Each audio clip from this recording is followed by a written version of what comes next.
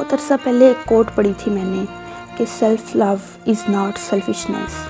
اب اس بات سے بہت سے لوگ ڈس ایگری کریں گے، کیونکہ وہ کہیں گے لو جی یہ کیا زندگی ہوئی، اپنے لیے ہی جینا، اپنے آپ سے پیار کرنا، دوسروں کے لیے کچھ کرنا چاہیے تب آپ خوش ہوں گے۔ یقین کریں آپ کو خوشی ضرور ملے گی دوسروں کے لیے کچھ اچھا کر کے، لیکن کہتے ہیں کہ آپ کے پاس جو ہوتا ہے آپ وہی دوسروں کو دیتے ہیں۔ جب تک آپ اپنی ذات سے پیار نہیں کرتے، جب تک آپ اپنے آپ کو نہیں پہچانتے، اپنی عزت نہیں کرتے، اپنی قدر نہیں کرتے، تو کس طرح آپ یہ سوچ سکتے ہیں کہ کوئی اور آپ کو عزت دے گا یا کوئی اور آپ کو چاہے گا یا آپ سے پیار کرے گا؟ اس پوری کائنات میں سب سے زیادہ ضروری یہ ہے کہ آپ اپنے آپ کو پہچانیں، خود سے پیار کریں، اپنی قدر کریں، اپنی خواہشات کو اور اپنے دل کی پہلی آواز کو ہمیشہ سنیں۔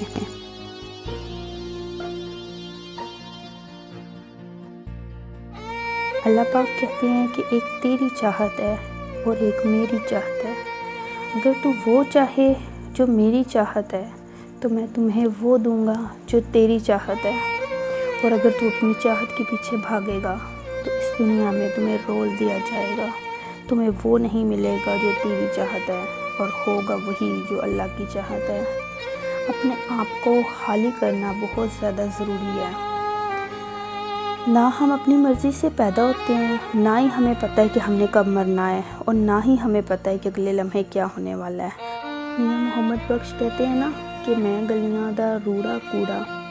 اس پوری یونیورس، پوری کائنات کے اندر ہماری اہمیت، اوقات اور ہماری ذات ایک ذرے سے بھی کم ہے، لیکن ہماری سوچ، ہماری خواہشات اور ضروریات کا بوجھ اتنا زیادہ ہو جاتا ہے کہ ہم اپنے آپ سے تنگ آ جاتے ہیں۔ ہمیں اپنے آپ کو خالی کر دینا چاہیے، عبادت جنت کے لیے نہیں، صرف اللہ کے دیدار کے لیے۔ دعاؤں میں صرف وہ مانگنا چاہیے جو اللہ چاہتا ہے، ہوتا وہی ہے جو اللہ پاک چاہتے ہیں۔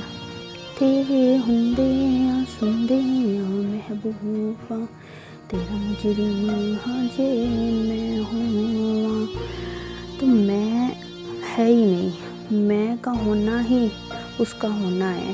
تو شے رگ سے جو زیادہ قریب ہے، جو ہمارے اندر ہے، جس کو ہم ایک لمحے میں پکار سکتے ہیں، ایک لمحے میں حاصل کر سکتے ہیں، اس کے بندوں کی مدد کر کے، اپنے آپ سے پیار کر کے۔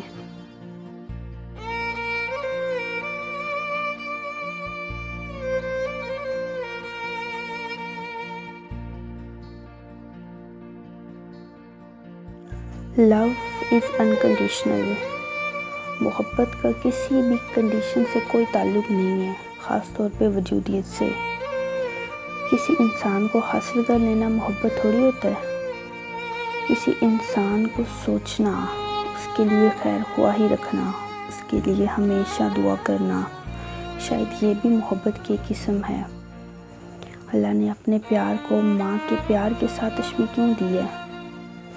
ماں کو پتہ ہے کہ چائے گرم ہے اور بچہ ضد کرتا ہے کہ اس نے کپ کے اندر ہاتھ ڈالنا ہے، جس کے لیے ماں اس کو منع کرتی ہے، اس کو ڈانٹتی ہے، اس کو سمجھاتی ہے، لیکن بچہ بار بار ضد کرتا ہے۔ لیکن اصل میں ماں جانتی ہے کہ کپ کے اندر گرم چائے بچے کے لیے کتنی نقصان دہ ہے۔ اسی طرح پیار جب بھی وجودیت کے ساتھ جڑتا ہے تو وہ نقصان دہ ہوتا ہے۔ لو کا کسی کنڈیشن کے ساتھ کوئی تعلق نہیں ہے۔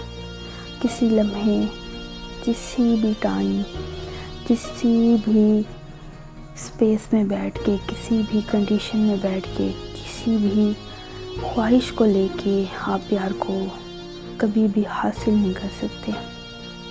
آپ کی سوچ، آپ کے خیالات، آپ کے جذبات اور آپ خود پیار ہیں، آپ کا پورا وجود پیار ہے، اور آپ جب یہ پیار دوسروں کو دیتے ہیں، چاہے وہ انسان ہو، پرندہ ہو، جانور ہو، اور وہ لو جو آپ کو ضرورت ہے، اور وہ لو جو آپ چاہتے ہیں کہ آپ سے کیا جائے، جب آپ دوسروں کو دیتے ہیں تو آپ کو محسوس ہوتا ہے کہ لو از انکنڈیشنل۔